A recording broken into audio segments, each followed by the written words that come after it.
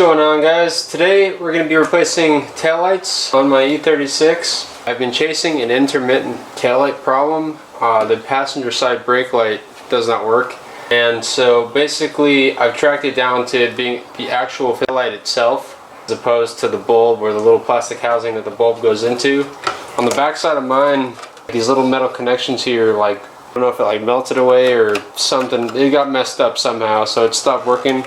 These are actually just replacement lights. They're still with the Euroglass style. But if you're looking to upgrade your taillights to say some more fogged taillights or just different custom taillights, this is how basically you would do it the same way. It's not that hard to replace these, and the entry-level modifications you could do to completely change the aesthetic of your car. Taillights play a huge part. Same thing with headlights. But pretty simple, pretty straightforward.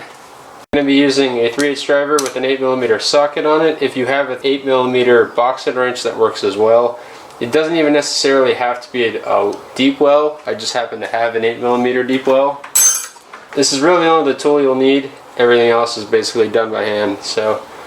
And as far as taillights go, the coupe and convertibles have the same taillights, and the sedans and TIs have the same taillights. So the coupe and sedan taillights are not interchangeable at all. They are different dimensions. I believe sedan ones are shorter on the side than the coupe ones are.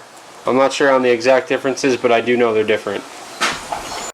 And in case you're wondering what taillights these are actually eBay taillights. They're like 50 bucks, and it's not a critical part of the car, and they look basically OEM, so I don't mind running eBay taillights. They look good, they're cheap, and they work. So let's get started. Okay, so obviously we're going to need to get it in the trunk. These taillights are bolted from the inside to the outside, so we're going to have to be able to access the inside of the trunk. Seems like a misnomer, but basically this is the panel, the trim panel that covers the inside of the taillight, so you don't see all that good wiring. So basically what we're going to do is there's like a little knob here. You just twist that guy, and then he just sort of falls right out. And then you have access to the back of the panel here. And if you're just changing your lights from here, you basically twist these guys out, and then you can change the light from there. Plug that guy back in. But we're going to be removing the entire taillight housing. So the first thing we're going to do is unplug this wiring harness. So if you pinch up on the top and the bottom of it, give it a little wiggle, pull on it, the harness will pop right out. And that's all you have to unplug to get it out.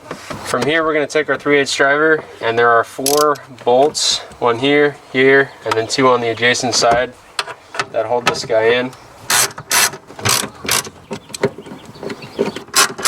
There we go. So as far as actually getting the taillight out, you basically just got to work and pull on it, and eventually it'll pop out.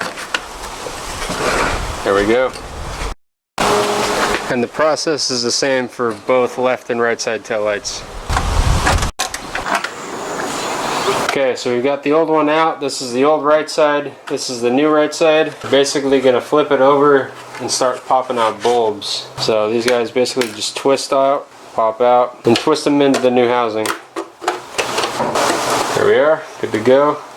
If you'll notice, there's some black marks.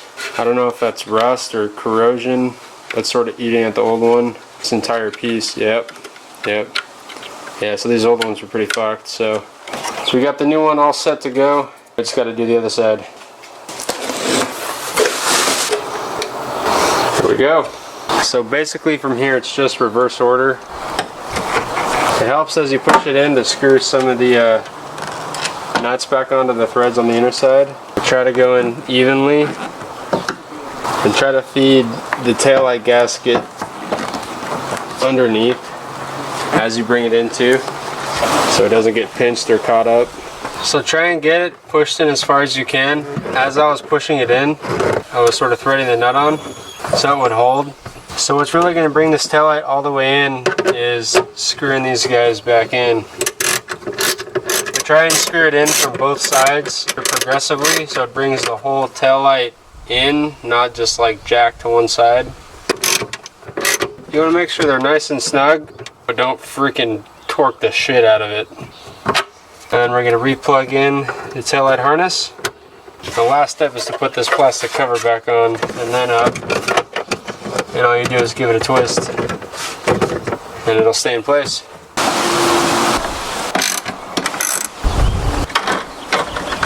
So this is what I mean by feeding the gasket. Rookie fucking mistake right there. Sort of feed the gasket. The bottom left seal on the taillight started to poke out a little bit, so I backed it off and reset it. Now it's sitting perfectly, so good to go. Thank you guys so much for watching. Keep it fresh, and I'll see you guys later. Maybe you should take it slow.